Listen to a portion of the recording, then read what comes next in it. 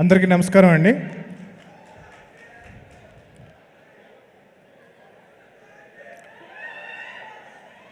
ఈ సినిమాకి అందరికన్నా ముందు నిరంజన్ రెడ్డి గారికి, మా ప్రొడ్యూసర్ గారికి థ్యాంక్స్ చెప్పుకోవాలి.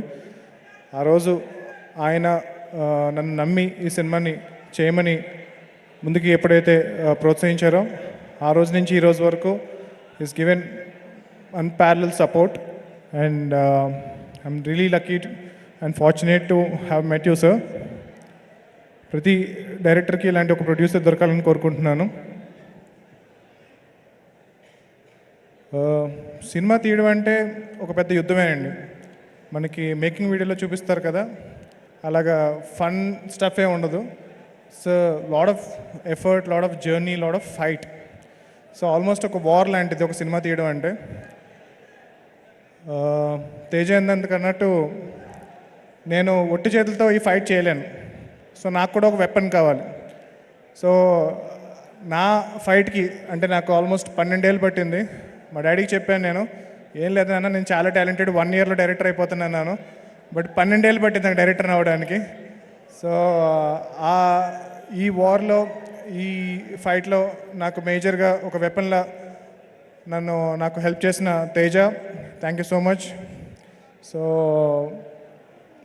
అంటే సినిమా తప్పితే అంటే నేను కూడా ఎక్కువ 24/7 సినిమా గురించి ఆలోచిస్తాను. బట్ నాకన్నా ఎక్కువ అంటే నాకు తెలిసిన నిద్రలో కూడా, కళల్లో కూడా సినిమా తప్పితే వేరేదేమో ఆలోచించాడు తేజ.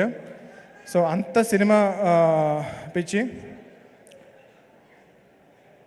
మా టెక్నీషియన్స్, కాస్ట్ అండ్ క్రూ అందరికీ చాలా చాలా చాలా థ్యాంక్స్. మీ అందరికీ పేరున ధన్యవాదాలండి. సో మా టెక్నీషియన్స్ అండ్ కాస్ట్ కన్నా వాళ్ళ ఫ్యామిలీస్కి నేను ధన్యవాదాలు చెప్పాలనుకుంటున్నాను. అంటే సినిమా అంటే ఇట్స్ నాట్ అంటే వీళ్ళే కాదండి, బట్ మనకి ఎవరైతే ముందు కనిపిస్తారో టెక్నీషియన్స్, వీళ్ళ పేర్లు క్రెడిట్స్ వేస్తూ ఉంటాం కదా. సో వాళ్ళకన్నా మోర్ ఇంపార్టెంట్ వాళ్ళ ఫ్యామిలీస్ అనమాట. ఎందుకు అంటే it's not easy to support someone who works in cinema.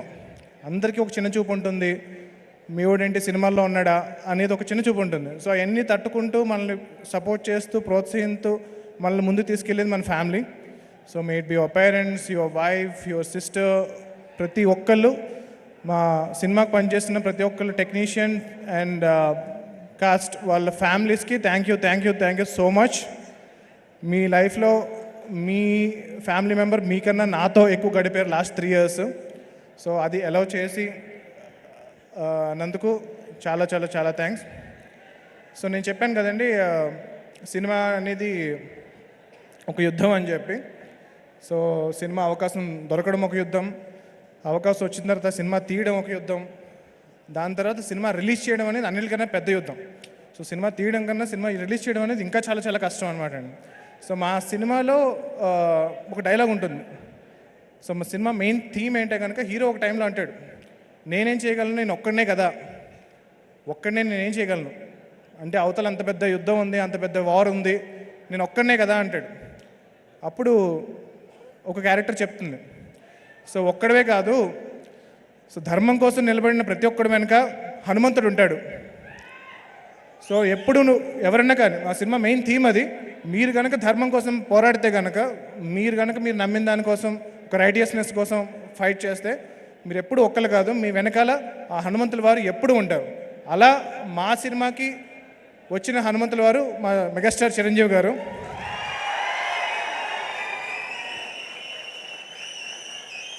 So తేజకి Chiranjeevi గారితో ఉన్న అనుబంధానికి మా ఫస్ట్ జాంబిరెడ్డికి అడగచ్చు మేము, దానికి ముందు మేము అల్లి ఆయన అవకాశం అడగచ్చు.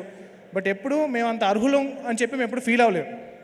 సో ఎప్పుడైతే మేము ఏదో సాధించి అప్పుడు ఆయన ముందుకెళ్ళాలి అని అనుకున్నామో, ఏ రోజైతే మేము హనుమాన్ అనే సినిమా తీసి, ఇంత మంచి సినిమా తీసి దీనికి సపోర్ట్ కావాలి, మనం ఈ వార్లో ఫైట్ చేయాలి అంటే మనకు ఒక అంద కావాలి అని చెప్పి మేము వెళ్ళి చిరంజీవి గారి దగ్గరికి వెళ్ళి కలిసి, సార్ ఇలాగ మాకు సపోర్ట్ కావాలి అని అనగానే ఇమ్మీడియట్గా 2వ సెకండ్ ఆలోచించకుండా మాకు హెల్ప్ చేసిన, మాకు సపోర్ట్గా నిలబడిన మెగాస్టార్ చిరంజీవి గారికి నా లైఫ్ లాంగ్ రుణపడి ఉంటాను sir. Thank you so much.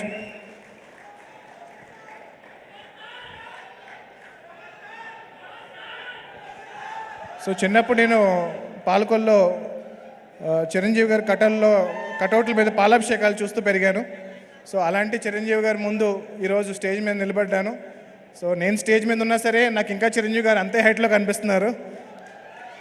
ఎప్పుడు చిరంజీవి గారు నేను అలా కింద నుంచి చూడడం, ఆ మెస్మరైజ్ అయిపోవడం అనేది it's a moment that I will never forget. So అందరికీ చాలా థ్యాంక్స్ అండి. సో హనుమాన్ ఫిల్మ్ వచ్చేటప్పటికి ఇట్స్ సూపర్ హీరో ఫిల్మ్. మనం చాలా సోషల్ ఫ్యాంటసీ సినిమాస్ చూసుంటాం. మనకి అన్నిటికన్నా దగ్గర రిఫరెన్స్ అంటే కనుక జగదేక్ వీరుడు అతిలోక సుందరి చూసాం చిరంజీవి గారిది. సో ఒక ఫ్యాంటసీ ఫిల్మ్. సో శ్రీదేవి గారు లాంటి ఒక ఇంద్రజ అనే ఒక క్యారెక్టర్ ఒక పైనుంచి రావడం, దాంతో చిరంజీవి గారి క్యారెక్టర్ ఇంటరాక్ట్ అవ్వడం, పవర్స్ రావడం, రింగ్. సో నా చిన్నప్పుడు చాలా పెద్ద బ్లాక్ బస్టర్ అయిన సినిమా అది. సో అలాంటి సినిమాలు వచ్చి చాలా రోజులు అయిపోయింది. సో ఇది కూడా నేను కొంచెం కూల్ ఉండడానికి కోసం సూపర్ హీరో ఫిల్మ్ అని పెట్టాను, కానీ ఇది proper Telugu socio fantasy film. So ఈ సంక్రాంతికి మీరు మీ పిల్లల దగ్గర నుంచి మీ పెద్దల వరకు అందరినీ హ్యాపీగా తీసుకుని వెళ్ళి ఎంటర్టైన్ అయ్యే సినిమా ఈ హనుమాన్. సో ఇది హనుమంతుల వారి సినిమా కాదండి, హనుమంతుల వారి కథ కాదు. సో చాలా క్లియర్గా చెప్తున్నాను. ఒక నార్మల్ మీలాంటి నాలాంటి అంటే చిరంజీవి గారు లాంటి కాదు, చిరంజీవి గారు చాలా మహానుభావుడు. సో మీలాంటి నాలాంటి ఒక నార్మల్ పర్సన్కి శక్తులు వస్తే అతను ఏం చేయగలుగుతాడు, ఒక ధర్మం కోసం ఎలా పోరాడతాడు అనే కథ ఇది. చాలా ఎంటర్టైనింగ్గా చెప్పాం. ఈ సంక్రాంతికి తప్పనిసరిగా మీ ఫ్యామిలీ అందరూ వచ్చి థియేటర్కి సినిమా చూడండి, చాలా ఎంజాయ్ చేస్తారు. And thank you so much for coming here sir. I'm really grateful to be standing on the stage and talking in front of you. ఒక్కసారి జై శ్రీరామ్, జై హనుమాన్.